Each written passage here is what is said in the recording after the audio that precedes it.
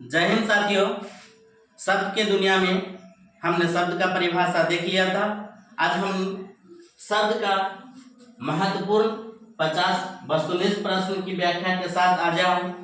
तो आज हम लोग शब्द के वस्तुनिष्ठ प्रश्न को देखेंगे जो बिहार बोर्ड 2026 मैट्रिक और इंटरमीडिएट में महत्वपूर्ण भूमिका निभाएगी। उसी को लेकर आज हम आए हैं। चलिए तो पहला ऑब्जेक्टिव शुरू करते हैं। पहला कहता है चिड़िया क्या है। चिड़िया शब्द कौन सा शब्द है? तद्भव, तत्सम, देशज, विदेशज। तो हमने जाना था कि उत्पत्ति के अनुसार शब्द 4 प्रकार के होते हैं, है ना। उत्पत्ति के अनुसार शब्द 4 प्रकार के होते हैं, तत्सम, तद्भव, देशज और विदेशज। तत्सम किसे कहते हैं कि संस्कृत के मूल शब्द को तत्सम कहते हैं, संस्कृत के विकृत शब्द को तद्भव कहते हैं, हिंदी में देशी बोलित भाषा को देशज कहते हैं, हिंदी में विदेशी भाषा को बोलित विदेशज भाषा कहते हैं। तो अब चिड़िया को जानेंगे कि चिड़िया कौन सा शब्द होगा। तो कहता है संस्कृत के मूल शब्द को तत्सम कहते हैं, ये होगा नहीं। तद्भव, तद्भव क्या हो जाएगा कि संस्कृत के विकृत शब्द को तद्भव कहते हैं। तो ये चिड़िया जो है किसका विकृत है? खग का। खग मीन्स भी चिड़िया होता है, उसका ये क्या है? विकृत रूप है, मतलब बिगड़ा हुआ रूप है। तो बिगड़ा हुआ रूप क्या कहलाता है? तो तद्भव कहलाता है। इसीलिए चिड़िया कौन सा शब्द हो जाएगा? तो चिड़िया हो जाएगा तद्भव। चलिए नेक्स्ट क्वेश्चन देखते हैं। नेक्स्ट क्वेश्चन में कह रहा है कि संस्कृत भाषा के शब्द जो हिंदी में प्रयुक्त होते हैं उन्हें क्या कहते हैं? संस्कृत भाषा के शब्द जो हिंदी में प्रयुक्त होते हैं उन्हें क्या कहते हैं? तो हम लोगों ने पढ़ा था कि संस्कृत में जो मूल शब्द होते हैं उसे क्या कहते हैं? तत्सम कहते हैं। तो संस्कृत में मूल शब्द को क्या कहेंगे? तत्सम कहेंगे। चलिए नेक्स्ट क्वेश्चन। नेक्स्ट में कह रहा है स्वदेश का उदाहरण है। स्वदेश कौन सा शब्द है? तो सबसे पहले हम स्वदेश के बारे में जानेंगे कि स्वदेश क्या है। तो स्वदेश का मतलब क्या होगा? स्व मीन्स अपना। दो भाग में पहले तोड़ेंगे। तो स्वदेश का मतलब क्या हो जाएगा? स्व मीन्स अपना और देश का देश। तो हमने पढ़ा था कि वे शब्द जो दो शब्दों के मेल से बनता है, जिनको खंड करने पे दोनों का अपना अपना अर्थ होता है, उसे क्या कहते हैं? तो उसे कहते हैं यौगिक। उसे क्या कहते हैं? यौगिक कहते हैं। यौगिक शब्द किसे कह देते हैं? कि वे शब्द जो दो शब्दों के मिल के बना हो और जिनको खंड करने पे दोनों का अलग अर्थ निकल कर आए, उसे यौगिक कहते हैं। तो यहाँ दोनों को जब तोड़ते हैं तो दोनों का एक अलग अलग अर्थ निकल के आता है, तो ये क्या हो जाएगा? यौगिक शब्द। तो स्वदेश क्या हो जाएगा? यौगिक। चलिए नेक्स्ट क्वेश्चन देखते हैं। नेक्स्ट क्वेश्चन कर रहा है कि उत्पत्ति की दृष्टि से शब्द के कितने प्रकार हैं? उत्पत्ति की दृष्टि से शब्द के कितने प्रकार हैं? 1, 2, 3, 4। तो हमने पढ़ा था कि उत्पत्ति की दृष्टि से शब्द के कितने भेद होते हैं? तो 4 होते हैं। कौन कौन? तो तत्सम, तद्भव, देशज और विदेशज। विदेशज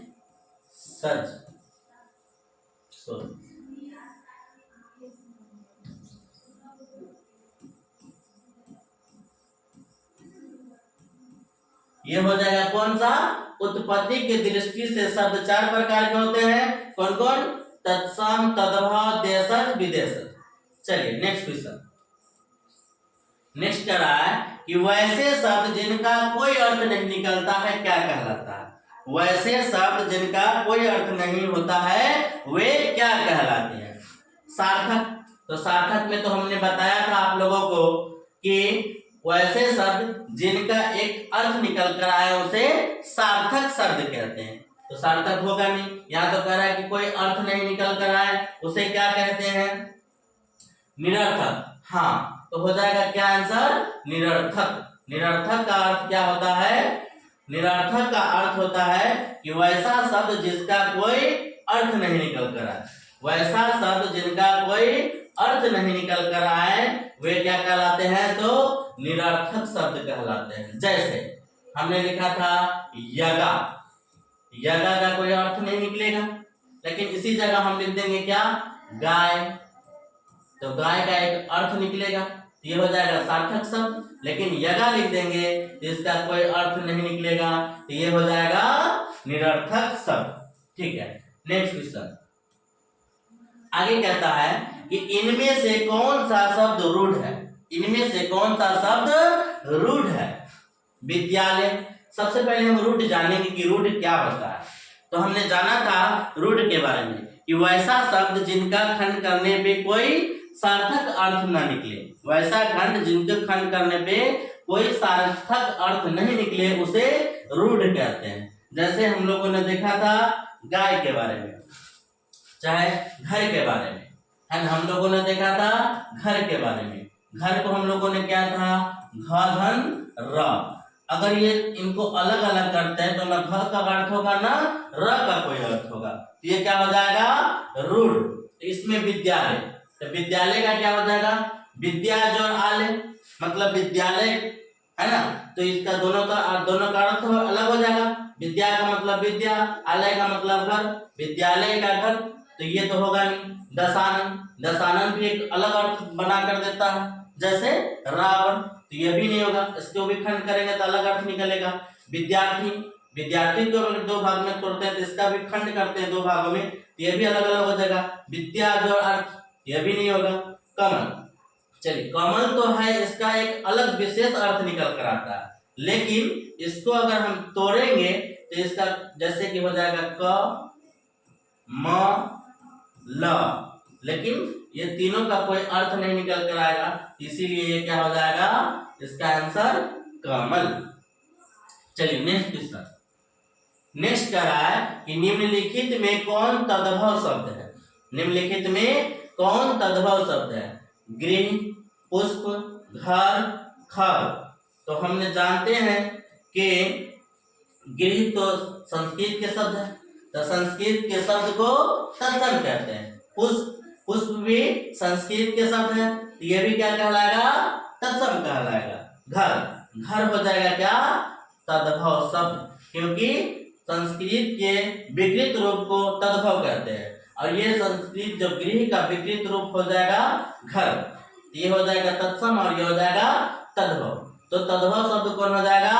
तो घर हो जाएगा तद्भव शब्द। चलिए आगे देखते हैं, आगे कहता है निम्न में से कौन यौगिक शब्द है? निम्न में से कौन यौगिक शब्द है? तो सबसे पहले हम लोग जानते ही हैं कि यौगिक शब्द किसे कहते हैं? वैसे शब्द जो दो शब्दों से बने हो और जिनके खंड सार्थक हो, जिनको खंड करने पर सार्थक अर्थ निकले। पंकज, पंकज का एक विशेष अर्थ निकल कर आता है, तो ये तो होगा नहीं। नीरज, नीरज का भी एक विशेष अर्थ निकल कर आता है, ये भी नहीं होगा। उसके बाद कहता है पाठशाला, पाठशाला को अगर हम तोड़ेंगे तो हो जाएगा पाठ जोड़ शाला, दोनों का एक अलग अर्थ निकल कर आता है, तो यही हो जाएगा यौगिक शब्द। चलिए आगे देखते हैं, आगे कहता है ओष्ठ कौन सा शब्द है? ओष्ठ कौन सा शब्द है? तो ओष्ठ कौन सा शब्द हो जाएगा? तत्सम, तद्भव, देशज, विदेशज। ओष्ठ शब्द पहले सबसे पहले जानेंगे कि कौन सा शब्द है। तो ओष्ठ, ओष्ठ हम लोग जानते हैं कि संस्कृत का शब्द है, क्योंकि इसका जो है विकृत रूप क्या हो जाएगा? ओठ, है ना। हिंदी के रूप में अगर इसको देखेंगे तो क्या हो जाएगा? ओठ। संस्कृत का शब्द दिख रहा है तो जानते हैं कि संस्कृत के शब्द को क्या कहते हैं? तो तत्सम कहते हैं। ये सभी बहुत इंपॉर्टेंट है, लगभग सभी जो है 10वीं और इंटर में बार बार पूछा हुआ क्वेश्चन सब है। सिंपल दिखने में लगता है ना, लेकिन ये सब बार बार बिहार बोर्ड यही क्वेश्चन को रिपीट करता है, इसलिए हमने इसको इंपॉर्टेंट समझकर लिया है। आगे कहता है खरपड़ शब्द कौन सा शब्द है? फिर खरपड़ दिख रहा है तो हम दिखने से ही पता चला हमें कि ये संस्कृत की शब्द है। खरपड़ शब्द संस्कृत की शब्द है, तो फिर कौन सा आ जाएगा? तद्भव, सॉरी तत्सम। संस्कृत के शब्द को तत्सम कहते हैं। चलिए नेक्स्ट देखते हैं। नेक्स्ट कहता है दूध शब्द कौन है? दूध शब्द कौन है? तो दूध शब्द कौन हो जाएगा? तत्सम, देशज, तद्भव या विदेशज। तो दूध शब्द जो हो जाएगा वो हो जाएगा तद्भव शब्द, है ना। दूध का जो तत्सम होता है वो दुग्ध होता है, तो इसका ये तत्सम ये होगा। तो इसकी विपरीत रूप है दूध, ये क्या हो जाएगा? ये हो जाएगा तद्भव। चलिए नेक्स्ट क्वेश्चन देखते हैं। नेक्स्ट क्वेश्चन कह रहा है कि भिक्षा कौन सा शब्द है? भिक्षा कौन सा शब्द है? फिर दिख रहा है कि भिक्षा, भिक्षा तो संस्कृत की शब्द है, तो जो भी संस्कृत के शब्द होंगे वो तत्सम कहलाएगा। तो फिर भिक्षा क्या हो जाएगा? तत्सम हो जाएगा। नेक्स्ट देखते हैं। कह रहा है विराम का शाब्दिक अर्थ क्या होगा? विराम का शाब्दिक अर्थ क्या होगा? विराम, झुकाव, झुकाव होगा नहीं। विराम का अर्थ क्या होता है? झुकाव, तो होगा नहीं। ठहराव, हाँ ठहराव होगा। विराम का मतलब क्या होता है? ठहराव। जहां विराम लगते वहां ठहराव किया जाता है, तो विराम का अर्थ क्या हो जाएगा? ठहराव। चलिए नेक्स्ट क्वेश्चन देखते हैं। नेक्स्ट करा ओट क्या है? तो हमने इससे पहले का जो क्वेश्चन था उसमें ओट का जिक्र किया था, तो ओट क्या हो जाएगा? तो ओट हो जाएगा तद्भव शब्द, है ना। इसी का जो संस्कृत शब्द हो जाएगा वो हो जाएगा ओष्ठ, तो ओष्ठ हो जाएगा, ओष्ठ हो जाएगा तत्सम और ओठ हो जाएगा तद्भव। चलिए आगे देखते हैं। आगे कह रहा है कि वे शब्द जिनकी उत्पत्ति का पता नहीं चलता है वे क्या कहलाते हैं? वे शब्द जिनके उत्पत्ति का पता नहीं चलता है वे क्या कहलाते हैं? तत्सम, तद्भव, देशज, विदेशज। तो हमने पढ़ा था कि फिर से रिपीट करते हैं। संस्कृत के मूल शब्द को तत्सम कहते हैं, संस्कृत के बिगड़े हुए शब्द को तद्भव कहते हैं। देशज, देशज के बारे में पढ़ा था कि देश में जो बोली चालित वाला भाषा है उसे देशज भाषा कहते हैं। अर्थात जिसका कोई शब्द का मतलब कि कहीं कोई कुछ और बोलता है तो कहीं कोई कुछ और बोलता है। जैसे फुनगी, जैसे लोटा, जैसे लुंगी, जो अपने देश में अपने ग्रामीण क्षेत्र में बोला जाता है तो भाषा क्या कहलाता है? तो भाषा कहलाता है देशज। वे शब्द जिनकी उत्पत्ति का पता ही नहीं चलता है ना। क्योंकि देखिए कोई बोलता है लोटा, कोई कुछ बोलता है उसको, है ना, कोई कुछ दूसरे वर्ड से उसको सूचित करता है, तो पता ही नहीं चलता कि कहाँ से यह शब्द का उत्पत्ति हुआ है। तो वैसे शब्द क्या कहलाते हैं? तो वैसे शब्द कहलाते हैं देशज। चलिए नेक्स्ट क्वेश्चन देखते हैं। कहता है कि बनावट या विचार के अनुसार शब्द के कितने भेद होते हैं? बनावट या विचार के अनुसार। तो हमने पढ़ा था 1, 2, 3, 4।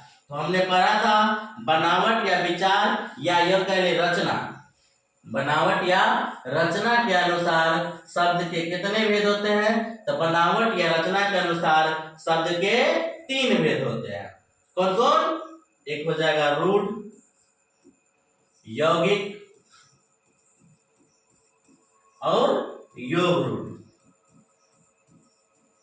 ये 3 शब्द होते हैं जो बनावट के अनुसार या रचना के अनुसार होते हैं। तो इसका आंसर हो जाएगा 3। चलिए नेक्स्ट देखते हैं। नेक्स्ट करा करेला शब्द क्या है? करेला शब्द क्या है? तो करेला शब्द क्या हो जाएगा? करेला शब्द हो जाएगा तद्भव। करेला शब्द हो जाएगा तद्भव। चलिए नेक्स्ट देखते हैं। कहता है बनावट के विचार से शब्द के कितने भेद होते हैं? फिर पूछता है बनावट के अनुसार, ये तो रिपीट हो गया, तो फिर हो जाएगा 3। बनावट के अनुसार शब्द 3 प्रकार के होते हैं, रूढ़, यौगिक और योग रूढ़। चलिए नेक्स्ट क्वेश्चन देखते हैं। नेक्स्ट कह रहा है कि करेला शब्द क्या है? इसका भी रिपीट हो गया, तद्भव हो जाएगा। नेक्स्ट कह रहा है कि तुरंत शब्द क्या है? तुरंत शब्द क्या है? तत्सम, तद्भव, देशज, विदेशज। तो तुरंत शब्द क्या हो जाएगा? तुरंत शब्द हो जाएगा तद्भव। चलिए नेक्स्ट क्वेश्चन देखते हैं। नेक्स्ट करा है किसी भाषा के मूल शब्द को क्या कहते हैं? किसी भाषा के मूल शब्द को क्या कहते हैं? तो हमने पढ़ा था कि किसी भाषा के मूल शब्द को तत्सम कहते हैं। किसी भाषा के मूल शब्द को तत्सम कहते हैं। जैसे हमने पढ़ा था कि संस्कृत के मूल शब्द को तत्सम कहते हैं, तो वही हो जाएगा किसी भाषा के मूल शब्द को। तो मूल शब्द क्या कहलाता है? तो वो कहलाता है तत्सम। चलिए आगे देखते हैं। आगे कहता है पुष्प शब्द कौन सा शब्द है? तद्भव, तत्सम, विदेशज या देशज? तो पुष्प शब्द दिखता है। पुष्प शब्द से ही हम अनुमान लगाएंगे यह कौन सा शब्द है। यह कौन सा शब्द हो जाएगा? संस्कृत का शब्द। तो संस्कृत का जो शब्द होता है उसे क्या कहते हैं? तो उसे कहते हैं तत्सम। चलिए 20 का आंसर हो जाएगा बी। आगे देखते हैं। आगे कह रहा है वाष्प शब्द क्या है? वाष्प शब्द क्या है? वाष्प शब्द क्या हो जाएगा? तत्सम, तद्भव, देशज या विदेशज? तो वाष्प शब्द क्या हो जाएगा? वाष्प शब्द हो जाएगा तत्सम। इसका विपरीत रूप होता है भाव। तो भाव हो जाएगा तद्भव और वाष्प हो जाएगा तत्सम। नेक्स्ट करा संध्या शब्द क्या है? तत्सम, तद्भव, देशज या विदेशज? तो संध्या शब्द क्या हो जाएगा? संध्या शब्द हो जाएगा तत्सम, क्योंकि ये भी संस्कृत का शब्द है। तो जो संस्कृत के शब्द होते हैं वो तत्सम कहलाते हैं। तो संध्या शब्द क्या हो जाएगा? तत्सम हो जाएगा। आगे कह रहा है कि ऐसे शब्द जो यौगिक तो होते हैं पर अर्थ के विचार से अपने सामान्य अर्थ को छोड़कर किसी परंपरा से विशेष अर्थ के परिचायक है, क्या कहलाते हैं? क्या? ऐसे शब्द जो यौगिक होते हैं, है ना, पर अर्थ के विचार से अपने समान अर्थ को छोड़कर एक विशेष अर्थ ग्रहण करता है, तो उसे क्या कहते हैं? उसे कहते हैं योग रूढ़। हमने पढ़ा था कि ऐसे शब्द जो यौगिक तो होते हैं पर एक विशेष अर्थ को ग्रहण जब कर लेता है तो वो कहलाता है योग रूढ़। जैसे दशानन, दशानन के बारे में हमने पढ़ा था। दशानन का जो शब्द सिंपल जो कहे साधारण अर्थ क्या होता है? 10 मुख वाला, लेकिन इसका एक विशेष अर्थ निकल कर आता है, वो हो जाता है रावण। दशानन का एक विशेष अर्थ हो जाता है रावण। तो जिसका विशेष अर्थ निकल कर आता है वह शब्द यौगिक शब्द कहलाता है, सॉरी योग रूढ़ शब्द कहलाता है। चलिए आगे कह रहा है कि निम्न शब्दों में से तद्भव शब्द कौन है? पक्ष, कुंभ, वाष्प या ओट? तो हमने पीछे भी देखा था कि ओट शब्द क्या हो जाएगा? तो वो हो जाएगा तद्भव शब्द। ओट शब्द क्या हो जाएगा? तो हो जाएगा तद्भव शब्द। चलिए नेक्स्ट क्वेश्चन देखते हैं। नेक्स्ट में कह रहा है कि विदेशी भाषाओं से हिंदी भाषा में आए शब्दों को क्या कहते हैं? विदेशी भाषाओं से हिंदी भाषा में आए शब्दों को क्या कहते हैं? तत्सम। तो तत्सम तो कहेंगे नहीं, संस्कृत के मूल शब्द को तत्सम कहते हैं। तद्भव तो होता है संस्कृत के विकृत रूप को तद्भव कहते हैं। देशज तो हिंदी भाषा की जो बोलचाल भाषा होता है उसे हिंदी भाषा कहते हैं। विदेशज, हाँ, तो हो जाएगा आंसर इसका विदेशज, क्योंकि विदेशज किसे कहते हैं? विदेशी भाषाओं जिसका हिंदी में हम प्रयोग करते हैं उसे विदेशज भाषा कहते हैं। जैसे अरबी में हमने पढ़ा था कि आईना को अरबी में आईना कहते हैं और इसको हम लोग हिंदी में भी यूज करते हैं आईना। चलिए आगे कह रहा है कि निम्नलिखित शब्दों में योग रूढ़ शब्द कौन सा है? निम्नलिखित में योग रूढ़ शब्द कौन सा है? तो सबसे पहले हम जान जाएंगे कि योग रूढ़ शब्द कौन सा होता है। तो अभी हम चर्चा किए हैं कि योग रूढ़ वह शब्द होते हैं जिनका एक विशेष अर्थ निकल कर आता हो, जिनका एक विशेष अर्थ निकल कर आता हो उसे योग रूढ़ कहते हैं। लंबोदर, नाक, तो नाक का कोई विशेष अर्थ नहीं होता है, इसको खंड भी करेंगे तो इसका सार्थक शब्द नहीं निकलेगा। पीलापन में तो दोनों का एक अलग अलग अर्थ है। तो ये भी नहीं होगा। जब दोनों का अलग अलग अर्थ निकलता है तो वो शब्द क्या कहलाता है? यौगिक शब्द कहलाता है। यहाँ कह रहा है कि एक विशेष शब्द आना चाहिए। आग बबूला, आग बबूला भी क्या है? दोनों का एक सार्थिक शब्द है, तो ये हो जाएगा लंबोदर, क्योंकि लंबोदर का एक विशेष अर्थ निकल कर आता है, अर्थात गणेश जी। गणेश जी को हम लोग क्या कहते हैं? लंबोदर। लंबोदर का अर्थ क्या होता है? लंबा उदर, मतलब जिसका पेट लंबा हो उसे लंबोदर कहते हैं। तो हो जाएंगे गणेश जी, इसका आंसर हो जाएगा लंबोदर। चलिए आगे देखते हैं। आगे कह रहा है कि निम्न शब्दों में तत्सम शब्द कौन है? आम, नीम, कर्पूर या भाप। तो हमने जाना था कि भाप जो है तद्भव शब्द है, इसका तत्सम शब्द हो जाता है वाष्प। कर्पूर भी नहीं होगा, कपूर होता है इसका तद्भव शब्द, ये तो तत्सम शब्द है, तो यही हो जाएगा। कर्पूर का तद्भव होता है कपूर। यहाँ हमसे पूछता है कि तत्सम शब्द ही कौन है, तो तत्सम शब्द हो जाएगा कपूर। आम का हो जाता है क्या? आम। चलिए नेक्स्ट देखते हैं, तो 27 का सी हो जाएगा आंसर। आगे देखते हैं। कहता है दशानन शब्द है, दशानन शब्द। तो हम तो बहुत सारे एग्जाम्पल में दशानन का उदाहरण लिए थे। तो दशानन शब्द क्या हो जाएगा? जिनका एक विशेष अर्थ निकल कर आता है उसे क्या कहते हैं? योग रूढ़। तो दशानन का एक विशेष अर्थ निकल कर आता है। रावण जिसका होता है तो क्या कहलाएगा? वो योग कहलाएगा योग रूढ़, अर्थात जिसका एक विशेष अर्थ निकल कर आता है उसे योग रूढ़ कहते हैं। तो इसका आंसर हो जाएगा सी। चलिए आगे देखते हैं। कहता है कि अर्थ के आधार पर शब्द कितने प्रकार के होते हैं? अर्थ के आधार पर शब्द कितने प्रकार के होते हैं? तो हमने पढ़ा था कि अर्थ के आधार पर शब्द कितने प्रकार के होते हैं, तो 4 प्रकार के। अर्थ के आधार पर शब्द कितने प्रकार के होते हैं, तो 4 प्रकार के। ठीक है, तो आगे देखते हैं।